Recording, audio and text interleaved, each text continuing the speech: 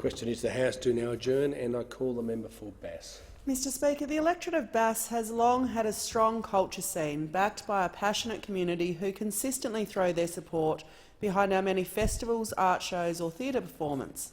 In fact, "Is Launceston the New Berlin?" was the headline from Catherine Gillespie of Vice magazine, who was lucky enough to enjoy the Mona Foma Festival in Launceston last year. I'd like to begin today by giving a shout-out to an amazing theatre company which has truly embedded itself in the hearts and minds of the Bass community. The Encore Theatre Company was created a little over a decade ago with a goal to create quality community shows built with creativity, innovation and excellence. In their own words, family, friendship, love, laughter, curiosity, risk, hope and possibility. The theatre is a place for experiencing all of these values that hold us together as a community. Debuting with The Sound of Music, they have created critically acclaimed and sold-out productions of Les Mis, Fawlty Towers, Mary Poppins, Wicked, The Phantom of the Opera and a recent phenomenal and widely lauded production of Strictly Ballroom, just to name a few. Most recently, they just pulled off an incredible production of We Will Rock You. Over 130,000 people from across Australia have attended over 30 productions since its inception, and I'm one of the lucky people who have been fortunate enough to view some of their incredible shows. More than just theatre, Encore is about community. As a not-for-profit community theatre company, they're run entirely by an incredible crew of hundreds of volunteers, from the director to the dresser to the actors, program sellers, wig makers and choreographers. And additionally, they have a firm focus on mentoring up-and-coming performers, partnering them with more experienced people and developing real opportunities for the next generation of performers, directors and stage managers to find their feet in a nurtured and supported environment. Encore's incredible productions were recognised at the Tasmanian Theatre Awards earlier this year. Nominated for a great 16 awards, Encore won 5 awards for Les Mis, including Best Production and Best Direction, and 2 awards for The Sound of Music.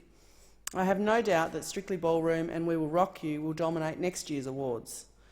Led by an incredible team of committed and talented theatre lovers, Belinda King, Ross Marsden, Jamie Hilliard, Paul Mannion, Ricky Chamberlain, Leroy Ennis, Wendy Flaherty, Rowan Foon, Danny Gibson, Troy Ridgway, Annie Scott and Di Summers. I've got no doubt that the company will continue to thrive in years to come. A special mention must also be given to Launceston College for their great production of Matilda. I was sadly unable to make it to this year's production, but the college's reputation for first-class productions continues to hold. I've heard from so many people in my community that the Launceston College version of Matilda was on par with professional theatre productions held in Melbourne and Sydney, and so well done to the incredibly talented and dedicated performers, crew and staff who were part of Matilda. These are just some of a small number of the array of community theatre groups in my electorate. I'd also like to acknowledge David Walsh, Brian Ritchie and the Mona team for bringing the incredible Mona Foma Summer Festival to the north.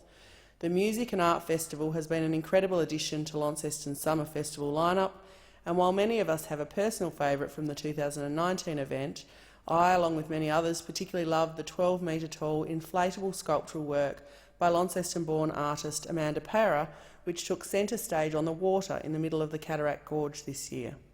Unsurprisingly, the festival has just won a 3rd consecutive Helpman Award. And finally, a big congratulations to the team behind the brilliant Junction Arts Festival. An eclectic program of art, music and performance has seen the festival become a firm favourite in the community and for many who travel from Tasmania and the mainland to attend. Kudos to its creative director Greg Clark for another fantastic festival, and I was pleased that the Morrison government were able to contribute almost $80,000 to this year's program under the Community Development Grants. I look forward to seeing what the 10th anniversary celebrations in 2020 will bring.